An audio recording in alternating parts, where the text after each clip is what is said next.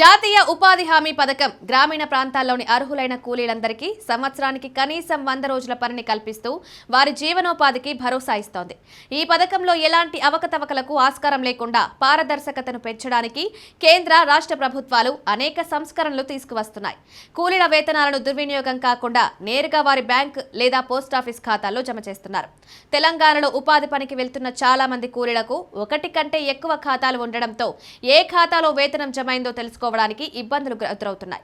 ఈ సమస్యను అధిగమించడానికి కేంద్ర ప్రభుత్వం కొత్తగా జన్మన్రేగా అనే మొబైల్ అప్లికేషన్ను అందుబాటులోకి తెచ్చింది.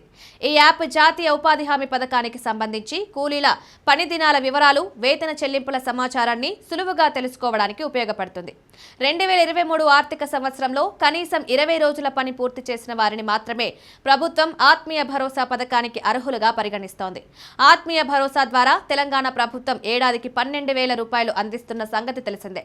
చాలా మంది కూలీలు తమ పేర్లు అర్హుల జాబితాలో లేకపోవడంతో తాము నిర్దేశిత పనిదినాలు పూర్తి చేశామో లేదో తెలుసుకోవడానికి కార్యాలయాల చుట్టూ తిరగాల్సి వస్తోంది. ఇప్పుడు జన్మన్రేగా యాప్ ద్వారా స్మార్ట్ ఫోన్లోనే ఈ సమాచారాన్ని పొందవచ్చని ఉపాధి హామీ సిబ్బంది సూచిస్తున్నారు. ఈ యాప్ను గూగుల్ ప్లే స్టోర్ నుండి సులభంగా డౌన్లోడ్ చేసుకోవచ్చు. ఇది తెలుగుతో సహా అనేక భాషల్లో అందుబాటులో ఉంది. యాప్ను వినియోగించడానికి ముందు కూలీలు తమ రాష్ట్రం, జిల్లా, పంచాయతీ, కుటుంబం, జాబ్ కార్డ్ సంఖ్యను నమోదు చేయాలి. ఆ తర్వాత వారి పేరు కనిపిస్తోంది.